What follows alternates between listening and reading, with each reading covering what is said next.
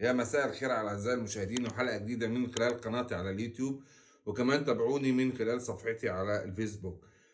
يوم كان حافل امبارح. الأهلي الثلاثية الطبيعي بتاعه، الأهلي يتصدر الدوري، الأهلي الأول عالميا، الأهلي يحصد جميع البطولات في جميع الألعاب إذا كانت جماعية أو فردية.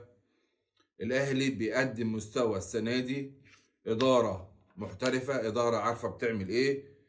آه، هو ده الأهلي، هو ده اللي محتاجه جماهير النادي الأهلي. سنتين عدوا، خدنا فيها بطولات، مش ما خدناش فيهم بطولات، بس ده اللي احنا بنتمناه. الأهلي يحصد جميع البطولات، الأهلي بيلعب على البطولة، لا أكتر ولا أقل. أرقام بالنسبة للنادي الأهلي، ممكن تكون في ماتشات الشوط فيها الأول كويس، الشوط التاني كان مش قد المستوى، زي مباراة فيوتشر امبارح بثلاثية نظيفة. نتكلم على المباراة. طبعا المباراة كانت في المستوى العادي، يعني مش هنقول ولا هي جيدة ولا هي ممتازة، مباراة عادية جدا. النادي الأهلي سيطر الشوط الأولاني، جاب هدفين، اتلغى له هدف، هنتكلم عن الهدف الملغي.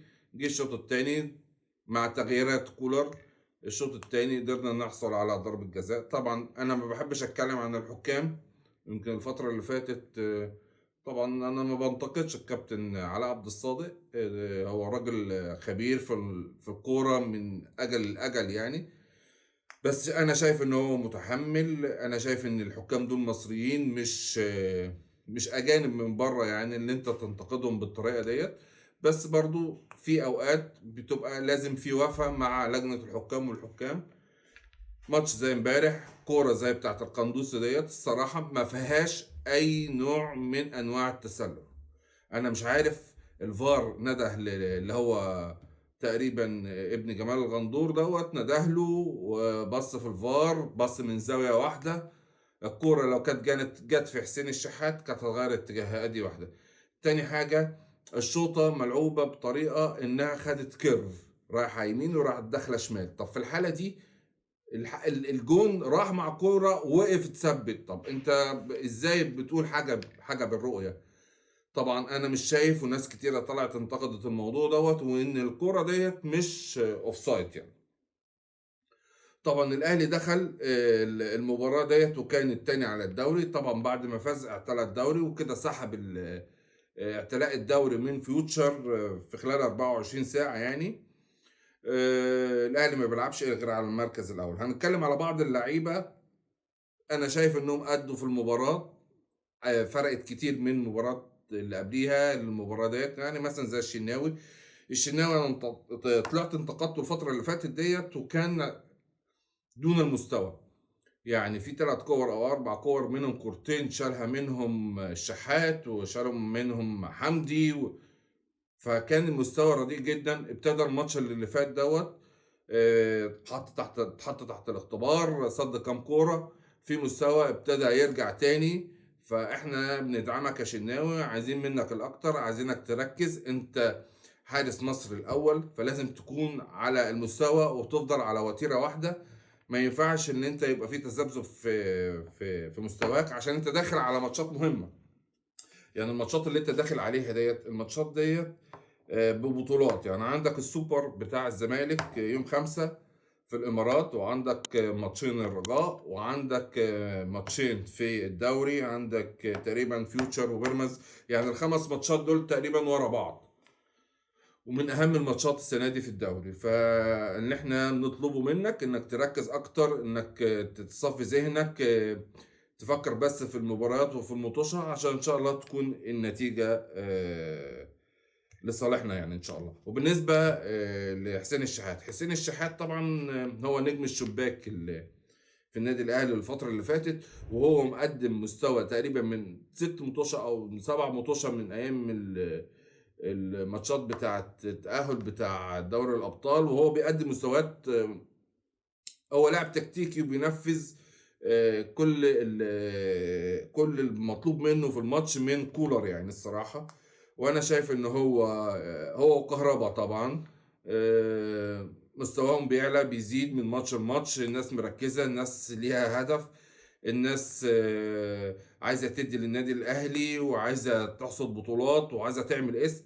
فهي دي فرصتهم عشان يقدروا يتألقوا أكتر وأكتر. طبعا في نقطة تانية برضو، خالد قصدي كولر وخالد عبد الفتاح امبارح اداله شوية ونزلوا مكان هاني وطلع هاني قدام شوية. خالد لعب ظهير، وادى فرصه ان هاني ان هو يبقى ظهره متغطي، فلما طلع قدام احرز عنه ان هو هاني. ولازم هاني يزود في الحته دي شويه، ان احنا محتاجينك قدام يمين شويه،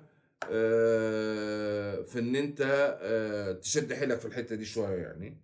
اليو ديانج امبارح كان ابتدى يرجع لمستواه بنسبه 60 70%. طبعا بس مش هو ده مستوى اليو ديانج، بقى له 5 مطوشه او 6 مطوشه دون المستوى فعلا. اليو ديانج كانت عنده مشكله، معرفش بقى اذا كانت نفسيا، بيفكر في احتراف، بيفكر ان هو يسافر. فللاسف يعني كان مستواه رديء، بس ابتدى يجيب شويه. طبعا عندنا ماتش بعد يومين او اقل من يومين يعني دلوقتي مع سموحه، ماتش مهم زي ما قلنا. كل الماتشات بتاعتنا الفتره اللي جايه هتكون ماتشات على مستوى ماتش بماتشه، وكل ماتش ببطوله. فيا ريت من الرجاله تركز وتفرحنا زي ما هي بتفرحنا كده على طول. في نقطه تانية اللي هي طاهر طلعه امبارح ممتعض او زعلان او مش عاجبه. فاهدى يا طاهر على نفسك، انت مش نجم اللقطة. احنا ما عندناش اللعيب اللي هو نجم اللقطة، احنا عندنا اللعيب اللي هو اطلع تتغير هتطلع تتغير. لسه ما جبتش فورمة المباريات، لسه البدني عندك محتاج شوية. انا بقالها فترة كبيرة طبعا بسبب الإصابة، ومن قبليها أنت مفيش مستوى. يعني آخر مباراة أفتكرها لك كانت في السوبر مع الرجاء تقريبا، السوبر الأفريقي. فاهدى على نفسك كده وركز في التمرين، وركز في المباريات. هو دوت اللي هيخليك الليفل بتاعك يعلى يعني، او مستواك يعلى يعني. امبارح طلع الحكم السوداني تقريبا، اسمه محمود اسماعيل، مش عارف شمطر او شماطير، أنا مش عارف اسمه، مش متذكر اسمه، هو اسمه محمود اسماعيل. قال لك انا لن اعتذر عن مباراة الاهلي والرجاء. طبعا احنا مش عايزينك تعتذر، بس احنا عايزينك لما تنزل تقلع عباية ان انت كان في ماتش ما بين الاهلي والهلال، وتتحكم بما يرضي الله. والاتحاد السوداني طلع ببيان بيدعم فيه الحكم السوداني، وبيقول ان هو المباراة ديت شرف لاي حكم سوداني يعني، او اي حكم عموما، ان هو يحكم ماتش ما بين الاهلي والرجاء. وطلع سامي القمصان برضو قال مفيش مشكلة، احنا يلعب الحكم السوداني، وان شاء الله يكون موفق ويكون قد المسؤولية. اهم حاجة يكون قد المسؤولية، وبالتوفيق ان شاء الله باذن الله في المباراة. مع نهاية الخبر دوت تكون دي نهاية حلقتنا. السلام عليكم ورحمة الله وبركاته.